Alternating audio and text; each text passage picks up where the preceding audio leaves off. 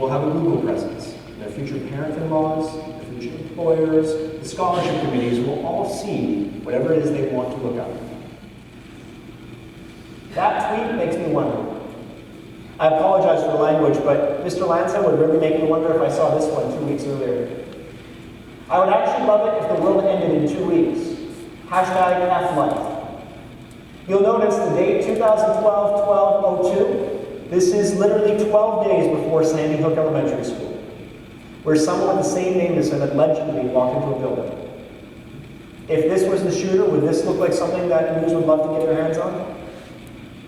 Thing is, as a father, as a parent, as a community member, if I saw one of my daughter's friends send this kind of message out, if I saw a kid I was working at a school send this out, the first thing I would say is anybody talking to this kid?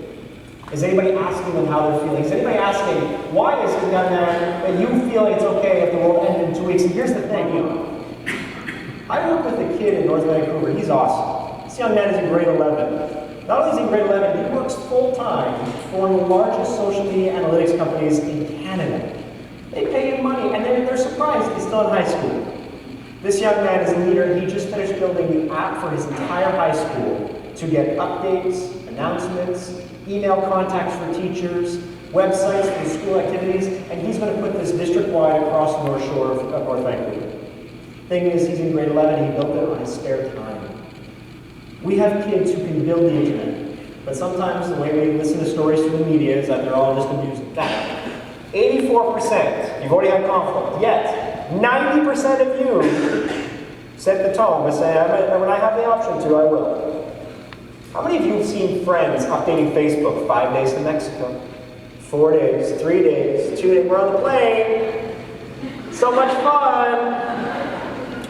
When you go away, you don't take a big black magic marker around your front door, this house is empty for 10 minutes. If you look at your home insurance policy, and I mean really look at the fine print, you might notice that a lot of the companies actually have social media clauses where if you put in a claim, they're going to check and see if you updated Facebook while you're away and tell the world your house was empty. You'd be like, what? You're not allowed to do that? Yeah, you signed a document, you just didn't read all the fine print. The same way on Facebook, you click on the box and you didn't agree to 17 pages of terms. Yes, you did. Yes, you did. But then again, conflict, right? Since the beginning of the 2014 school year, January, I've used the same technology in high schools. Do you use social media to share life events? Of the 4,218 kids who responded to the first question, 67%. Go back to you guys. 69%. You're right on par with kids grades 8 through 12. Breaking rules, 90%. 75.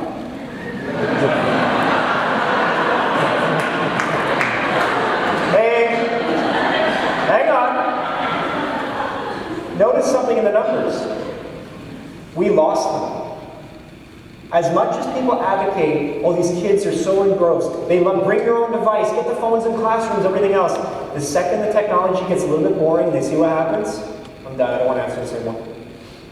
But the neat part is, they still want to participate, so it skews the numbers a little bit. But the reality is that we do lose them. They lose the interest a little bit. Have you ever had a social media or tech conflict with a friend? 61%. 84% for the family home. Now what if